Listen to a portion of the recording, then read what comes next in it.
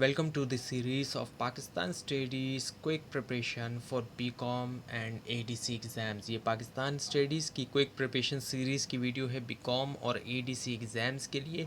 Complete series इस channel के ऊपर अपलोड की जा रही है और आज की वीडियो के अंदर आपको चैप्टर नंबर 5 करवाया जा रहा है जो कि है कल्चरल हेरिटेज ऑफ पाकिस्तान। तो शुरू करते हैं आज के इस ट्यूटोरियल को।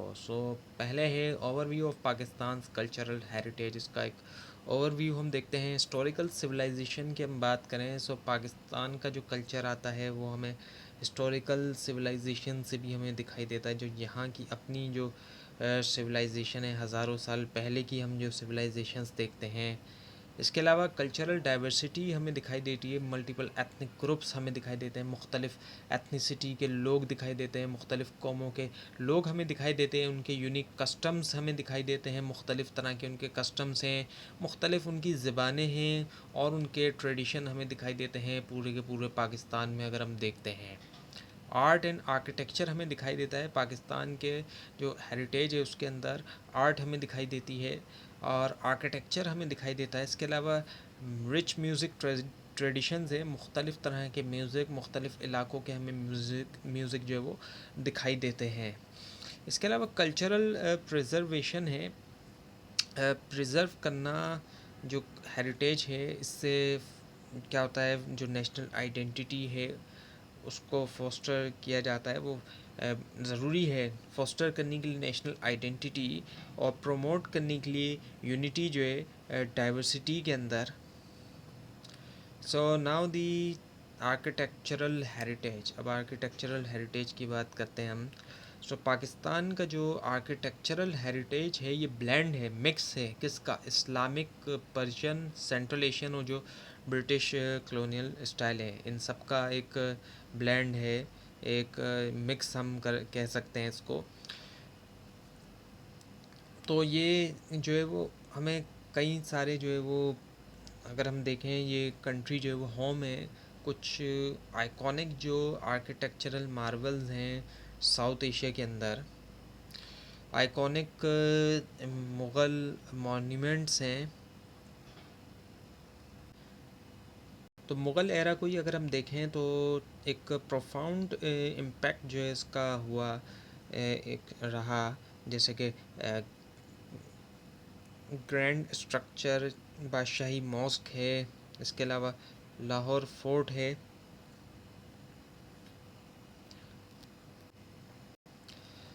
और ये जो है ग्रैंड इस्लामिक आर्ट है जो कि जिसमें हमें डोम्स दिखाई देते हैं, गुंबद वगैरह।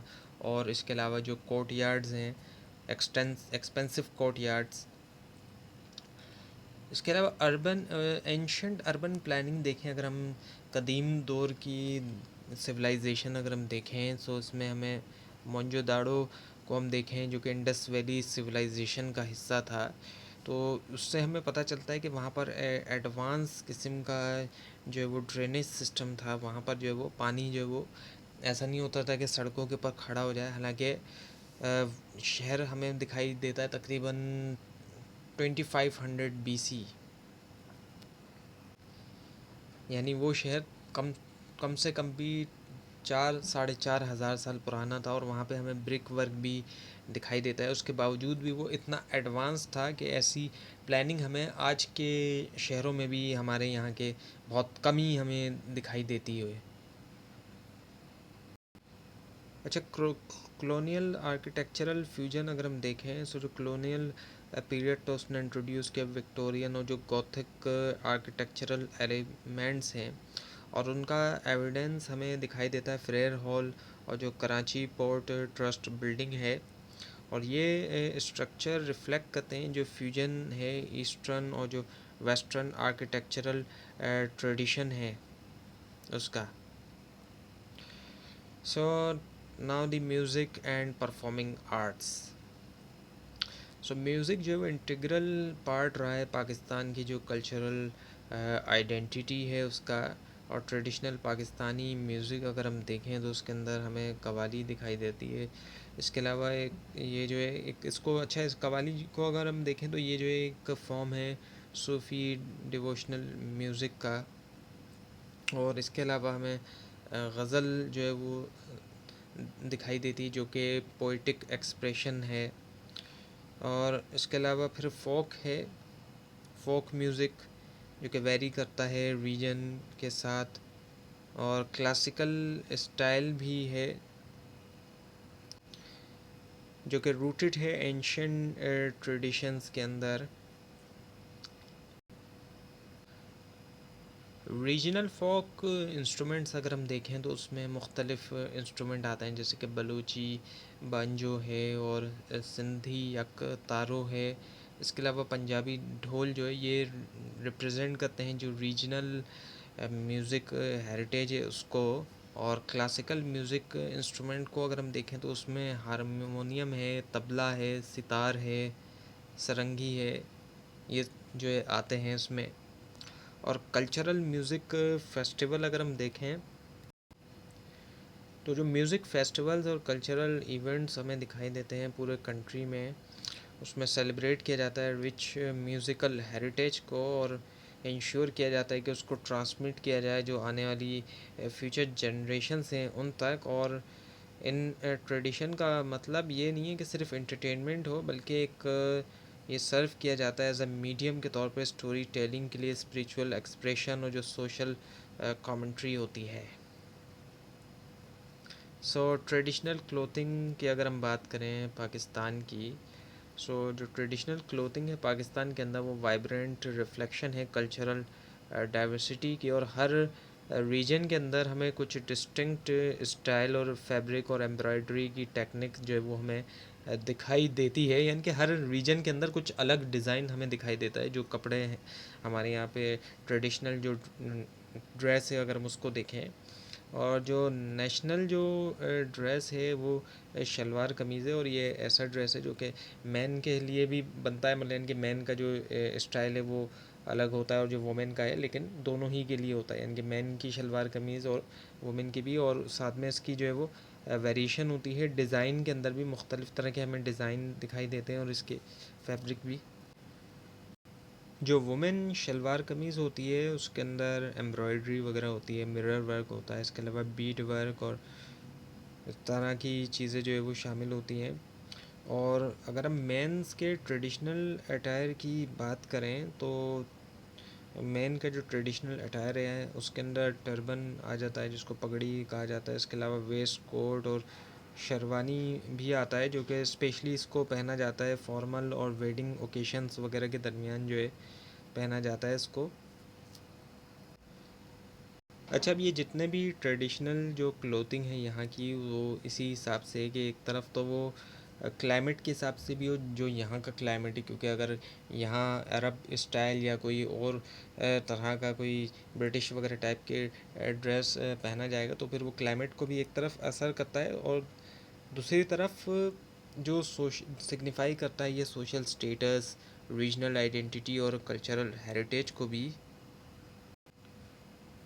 इसके अलावा ये कि जो ट्रेडिशनल क्राफ्ट है जैसे कि अजरक है और ब्लॉक प्रिंटिंग है, ये इंटीग्रल है फैशन लैंडस्केप के लिए। और ये गारमेंट्स, ये कपड़े ऐसे होते हैं जो कि पास डाउन होते हैं जनरेशन से जनरेशन और प्रिजर्व किया जाता है इनको स्किल्स के ज़रिए और जो कल्चरल नैरेटिव्स हैं उनके ज़रिए। So now the festivals and celebrations. So major cultural and religious festivals अगर हम देखें, फेस्टिवल्स जो है पाकिस्तान के अंदर वो वाइब्रेंट एक्सप्रेशन है कल्चरल और रिलीजियस ट्रेडिशन का, जो कि कम्युनिटीज़ को आपस में मिलाते भी हैं। और मेजर इस्लामिक फेस्टिवल्स हैं जिसमें ईद उल फ़ितर और ईद उल अज़हा, ये दो ईदें हैं और इसके अंदर कम्युनल प्रेयर्स भी शामिल होती हैं। इन दोनों ईद की नमाज़ें भी होती हैं। इसके अलावा फ़ीस्टिंग होती है, यानी कि इनमें लोग खानों का एहतमाम भी करते हैं और चैरिटी भी देते हैं। साथ में लोग एक दूसरे से मिलते भी हैं, एक दूसरे के घर भी जाते हैं। और इसके अलावा बहुत सी जगह पे भी लोग जो है वो जाते हैं, एक दूसरे से मिलते हैं, मतलब यानी कि घूमने वगैरह भी लोग जाते हैं, ऐसा भी होता है। इसके अलावा ये कि जो बसंत है ये भी, इसको भी सेलिब्रेट किया जाता है जिसके अंदर पतंग वगैरह उड़ाई जाती है। और म्यूज़िक और ट्रेडिशनल फूड, और मेनली तौर पे ये जो है पंजाब का जो है, ये जो है असल में देखा जाए तो ये पंजाब का जो है वो फेस्टिवल इसको कंसिडर किया जाता है। और जो नेशनल सेलिब्रेशन है उसके अंदर पाकिस्तान डे आ जाता है, इंडिपेंडेंस डे है, उसमें परेड्स की जाती हैं, फ्लैग होइस्टिंग होती है, झंडा जो है, और इसके अलावा फायरवर्क्स होता है, और पेट्रियोटिक परफॉर्मेंस होती है जिसके अंदर वतन से मोहब्बत का इजहार जो है वो किया जाता है। और कुछ रीजनल कल्चरल फेस्टिवल्स हैं मुख्तलिफ सूबों के, जो मुख्तलिफ इलाके हैं उनके अपने भी फेस्टिवल्स हैं, और वो उसमें सिंधी कल्चरल डे मनाया जाता है जो कि सिंध में मेनली होता है, बलोच कल्चरल डे जो कि मेनली बलोचों का बलूचिस्तान के अंदर, या फिर जहाँ कहीं भी हैं सिंध वगैरह में है वो।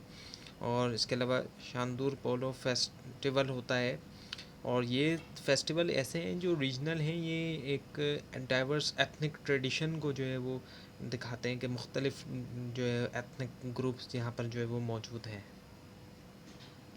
सो कुजीन एंड कुलिनरी ट्रेडिशंस को अगर हम देखें तो पाकिस्तानी कुजीन जो है वो रिनोन्ड है उसके रिच फ्लेवर्स के लिए। हम देखते हैं कि बहुत से फ्लेवर्स हमें दिखाई देते हैं, एरोमेटिक स्पाइसेस का हमारे यहाँ इस्तेमाल होता है, और डाइवर्स किस्म की रीजनल स्पेशलिटीज़ हमें दिखाई देती हैं।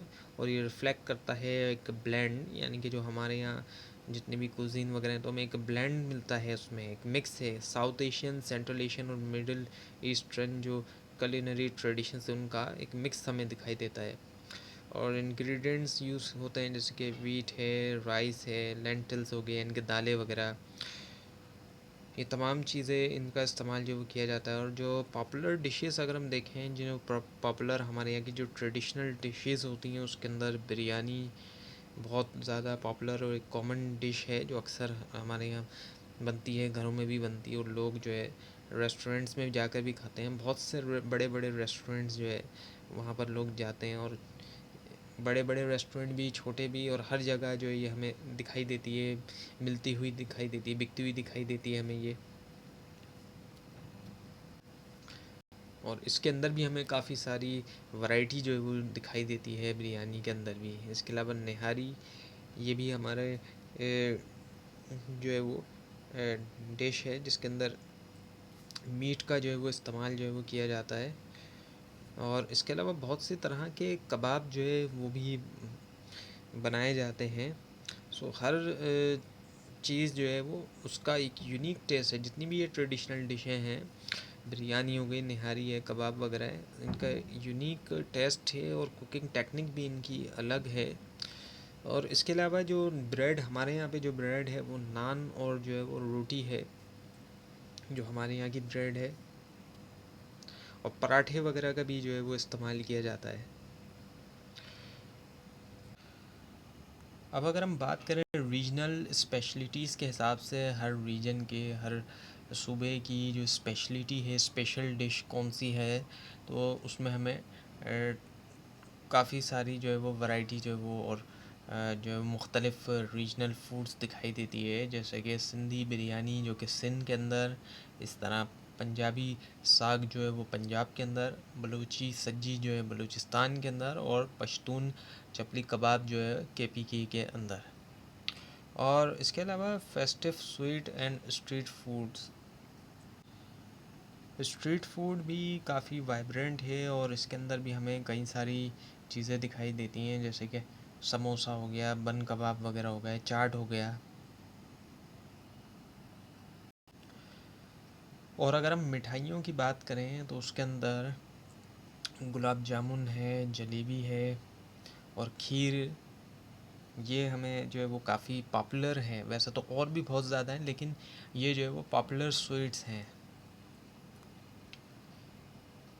So now the historical sites and ancient civilization. तो जब भी हम हिस्टोरिकल साइट्स और एंशंट सिविलाइजेशन की बात करते हैं तो हमारे सामने जो सबसे ज़्यादा नाम आता है वो आता है इंडस वैली सिविलाइजेशन का, जो कि आर्यंस के आने से भी पहले की सिविलाइजेशन है, कम से कम भी 4 से 4,500 साल पुरानी सिविलाइजेशन। और इसके अंदर मोहनजोदाड़ो और हड़प्पा जैसी जो जगहें हैं वो हमें दिखाई देती हैं, जो ओल्डेस्ट अर्बन सेटलमेंट जिनको कहा जाता है, दुनिया की ओल्डेस्ट अर्बन सेटलमेंट में से हैं। अगर दुनिया के पुराने तरीन सेटलमेंट्स, अर्बन सेटलमेंट्स की हम बात करें तो उनमें मोहनजोदाड़ो, हड़प्पा का नाम आता है, जो कि इंडस वैली सिविलाइजेशन का हिस्सा थी। इसके अलावा टैक्सिला, जो कि एक मेजर लर्निंग सेंटर था और इम्पोर्टेंट बुद्धिस्ट साइट थी। अगर हम एंशंट एरा को देखें, कदीम ज़माने को देखते हैं, तो उस दौर के अंदर। और मिलिट्री आर्किटेक्चर की बात करें तो उसके अंदर रोहतास फोर्ट आता है, जिसको बनाया गया था शेर शाह सूरी के एरा के दरमियान। कल्चरल हेरिटेज साइट्स की अगर हम बात करते हैं तो उसके अंदर Lahore and Multan house historic forts हैं, गार्डन्स हैं, श्राइन्स हैं और मॉस्क हैं, जो कि रिफ्लेक्ट कर रही हैं रिच हेरिटेज को। तो ये थी आज की वीडियो। आपको इस बारे में कोई क्वेश्चन हो और इसमें कोई मिस्टेक भी दिखाई दे, ज़रूर हाईलाइट कीजिए। और इस पूरी सीरीज़ को देखने के लिए और एग्ज़ाम्स की प्रिपरेशन के लिए इस चैनल को सब्सक्राइब कीजिए, बेल आइकन के ऊपर क्लिक कीजिए। Thanks for watching this video and best of luck.